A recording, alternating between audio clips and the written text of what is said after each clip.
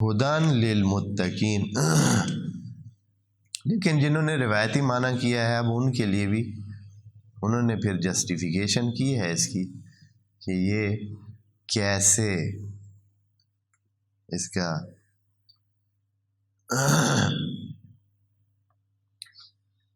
معنی کیا جائے کہ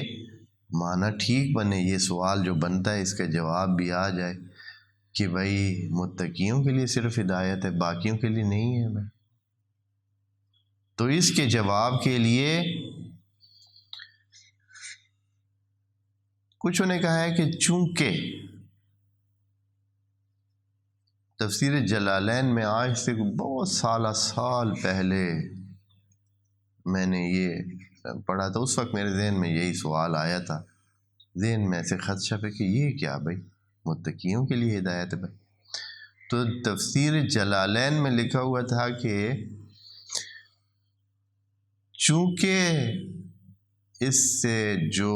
حاصل کرتے ہیں ہدایت وہ متقی ہوتے ہیں، اس لیے نسبت دی گئی ہے متقیوں کی طرف کہ جو متقیوں کو ہدایت ملی ہے تو وہ کدھر سے ملی ہے؟ اسی قرآن سے ملی ہے، اس لیے کہا گیا ہے ہدن للمتقین،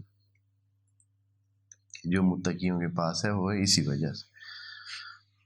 بعض دوسرے مفسرین نے اس کو اس انداز میں بیان کیا ہے کہ ہدن للمتقین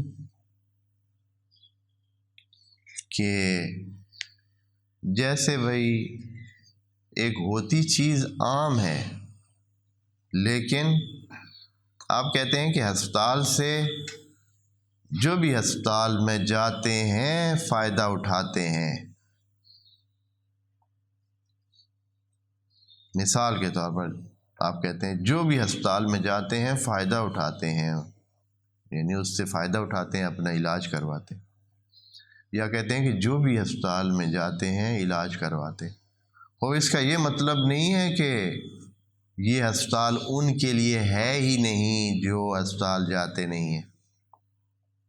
جب آپ نے کہا کہ جو ہسپتال جاتے ہیں وہ فائدہ اٹھاتے ہیں، ان کے لیے فائدہ مند ہے،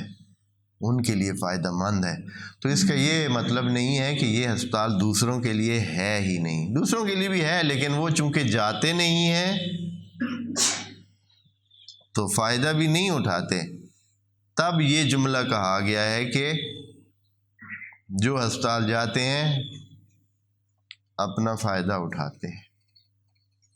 اس لیے یہاں بھی ہدن للمتقین کہ جو اس سے فائدہ نہیں اٹھاتے ہیں وہ یقیناً بچ کے بھی نہیں رہتے ہیں، اور یہ نہیں کہ ان کے لیے نہیں ہے، قرآن سب کے لیے ہے۔